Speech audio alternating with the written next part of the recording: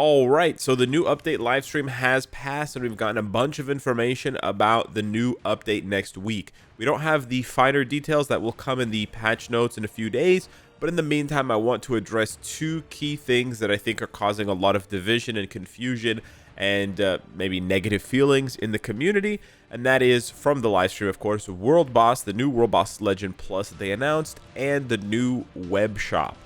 So let's kick it off here with the live stream that we just saw like 12 hours ago, featuring Tier 4 War Machine, Tier 4 Hulkbuster, new Tier 4 Tony, and sad old revamped Rescue. Really cool key art, by the way. I think the quality of the key art does kind of betray or it's betrayed by some of the lacking graphics we're about to see here in a few minutes. But anyways, it's fine. So first thing I want to talk about is the new World Boss Legend Plus. I've seen a lot of people say, well, this doesn't really matter. And I tend to agree with them. I am still excited on a personal level about the new World Boss Legend Plus, just because they're bringing back old world bosses. I think there's a lot of old world bosses that are really cool, and I would still really enjoy playing, like Thanos. I was saying this yesterday in the live stream. Thanos, Apocalypse, even to a lesser extent some of the heroes like Scarlet Witch. If she got like a new Darkhold themed World Boss Legend Plus, I think that'd be really cool. So yeah, I think this is a really, I think it's a good idea. I think it's better than releasing new characters through World Boss Legend Plus and having them be forgotten about in a week or in a month, like Black Swan. The stage, I mean. Like, they put a lot of effort into the Black Swan stage, but it just doesn't get the attention, or it doesn't have the longevity that I think it deserves because of existing issues with World Boss. And I think that's essentially the same reason why people are not excited about this, because they're basically exhausted of playing World Boss. And they kind of just want things to stay the same at this point, right? Or at least not change in a way that is meaningless. So that's kind of the key that I want to highlight here. These changes to a lot of players feel meaningless because they're saying, okay, well, I wasn't playing Black Swan World Boss Legend Plus. I'm not going to be playing Corvus and Proxima. Or I was playing Stage 1 Black Swan, I'll just play Stage 1 Corvus and Proxima if I land on it, right? If I'm rolling my boss of the day and I happen to land on it, sure, I'll play it, whatever. But if not, I'm not going to play it. And that's just how it's going to be for a lot of players. I can totally understand that. And I think it's a fault of the devs. And I think that they are relying on the existing, however small it might be. They're overestimating the nostalgia factor and the sort of like die-hard factor of World Boss, and they are also banking too much on that, right? So it's a cool concept. I'm not gonna lie, I do like it. The fact where you're fighting one of the bosses and there's another boss attacking you that you can't target and you can't fight. I wonder if they're going to switch places partway through the fight, or if it's going to be the same throughout. Again, we'll have to wait and see. I do like the mechanic of you hitting Corvus with Proxima's spear. I think it's a little bit... It looks a little slow right now. It looks a little bit like baby. Maybe a little bit too easy, but this is the first one, so hopefully it gets harder. And hopefully Corvus covers more of the screen, or he covers the screen in different patterns, so you're not always standing at the edge, parallel to him. But we'll have to wait and see. But yeah, the gimmick looks pretty funny. It's different, right? We don't have any other World Boss Legends where there's multiple characters. I know Kang summons copies of himself, but it's not really the same thing because, well, you can't attack the other one. But Kang doesn't hurt himself, so it's not quite the same thing. But the ultimate issue with World Boss Legend Plus is that it doesn't move the needle in terms of rewards enough.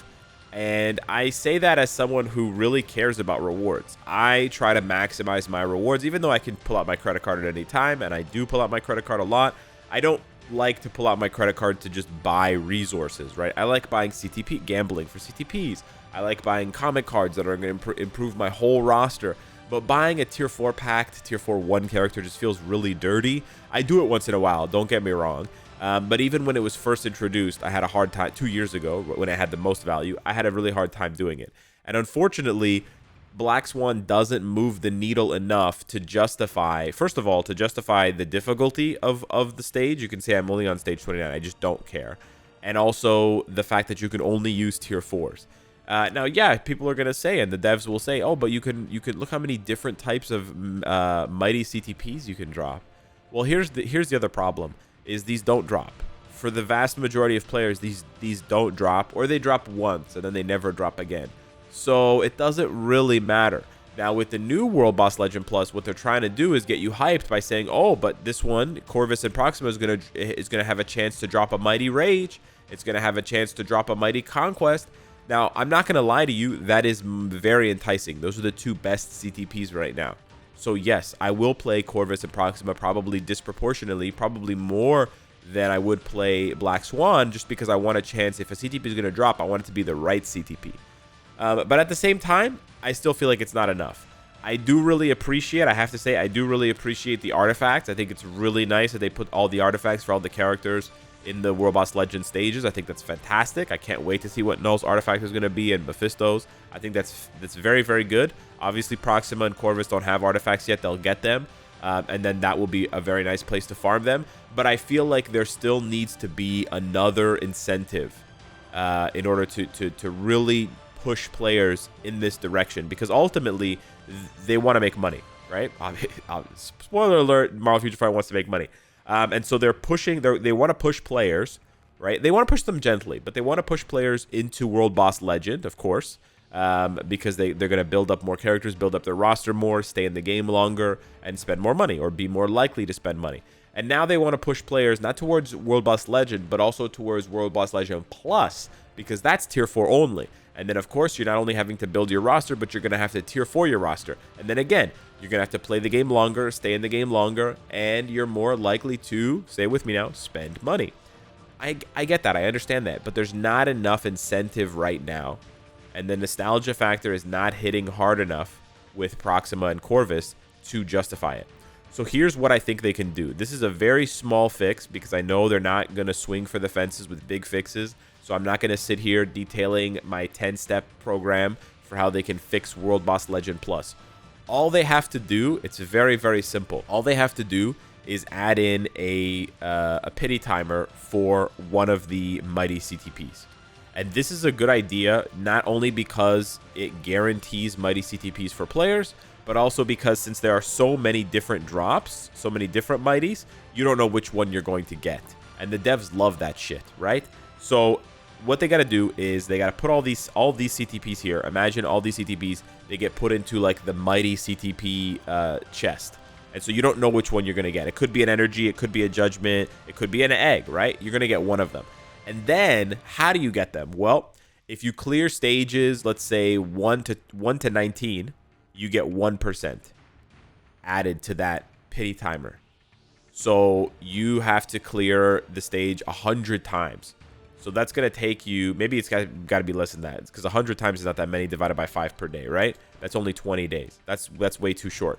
Okay, let's say 0.2%. Okay, I didn't want to deal with small numbers because it gets really hard for everyone, myself included, to understand. But okay, let's say every time you clear World Boss Black Swans, just the World Boss Legend Pluses, not the regular World Boss Legends.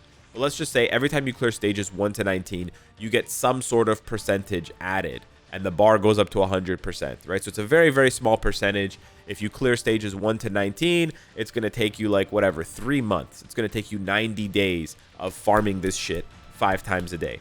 But if you clear stages 20 to 39, it's going to give you double that amount. So instead of giving you 0.2, it gives you 0.4. And then if you climb up to stage 40, it's going to give you 0.6 or whatever, 0.8. You get what I'm saying? So you get more of that pity amount added. That's my idea. It's very straightforward. A pity timer for a mighty CTP chest, and you get more added to the pity timer the higher stage you go, to not only encourage. So that actually is 2 birds with 1 stone, because it encourages players to move exclusively to playing Black Swan and now Proxima and Corvus, and then it also encourages players to push those stages, right? They could be making more money off of me if I was willing to, for example, if I was willing to pay the crystals here to unlock this stage, right? If I was willing to, make a make a brilliant judgment for Ghost Rider so that it could clear the stage more easily.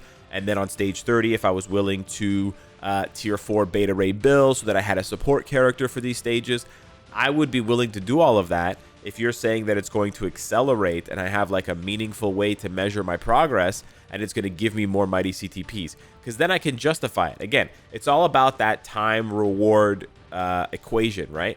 I'm going to put in my time that I'm spending farming World Boss, and I'm going to put my resources in to building these specific characters. What's my return? What's my reward? What am I getting back? Oh, I'm not getting anything back, and I can get the same rewards if I just play stage 1 of Black Swan, and then I have more time to do other things, play other games, touch grass. Okay, bye Marvel Future Fight. I'm just going to play stage 1. Bye. And then they're losing out on two things. They're losing out on, one, you experiencing the higher difficulty and whatever, the nuance of the stage, right? Because you're not just blowing out her guts in 5 seconds.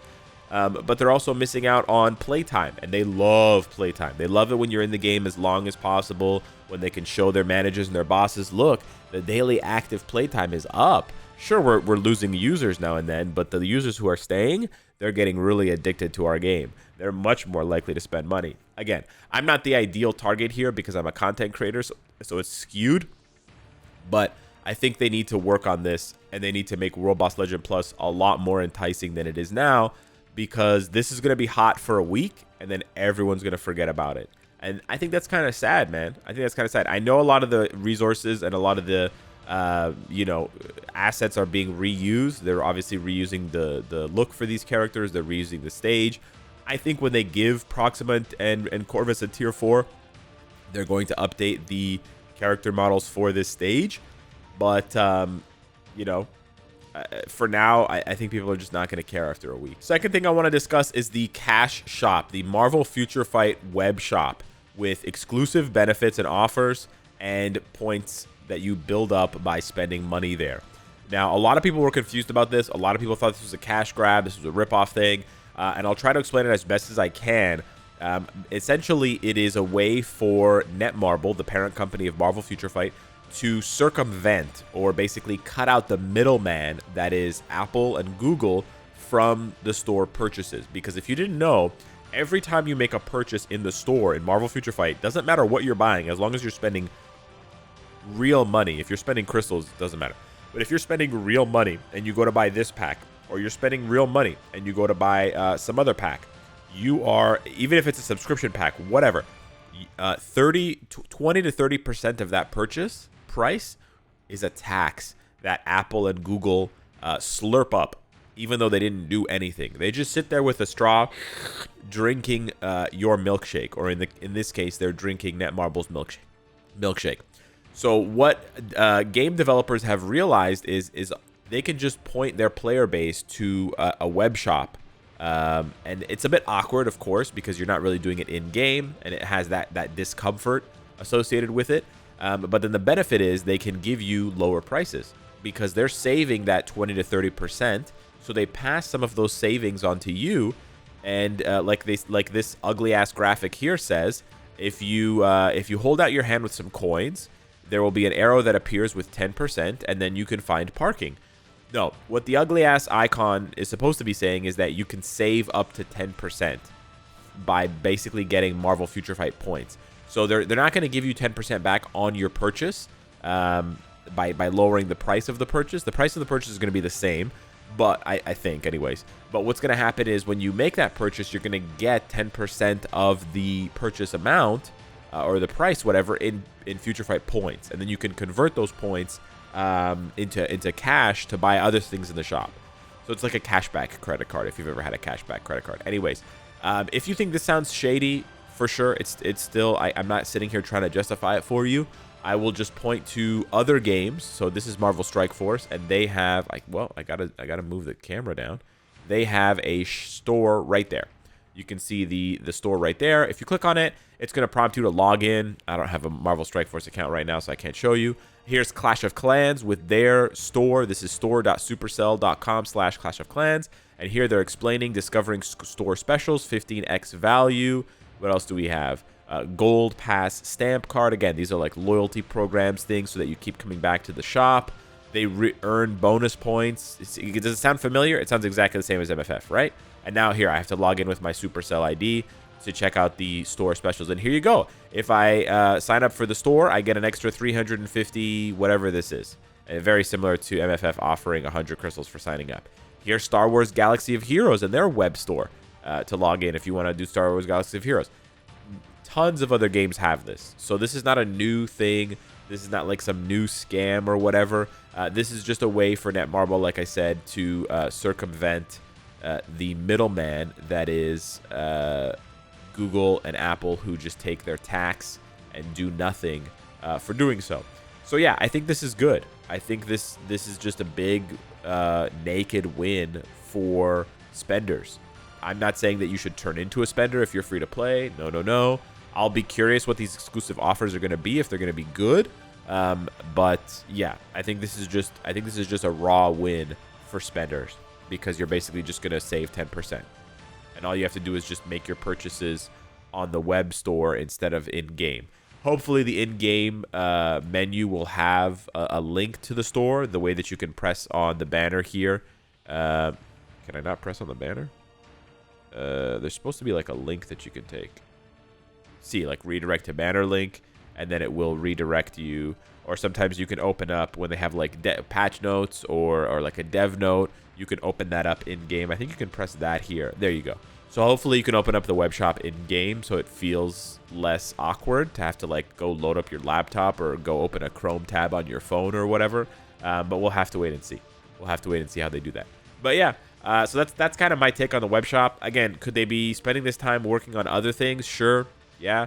I also think that they finally found a good marketing team for this game. I think like they've definitely been a lot more aggressive with their marketing offers, but it's also been more effective, and the prices have been more reasonable. There's fewer ripoffs. There's fewer like just, you know, obviously out of touch sales.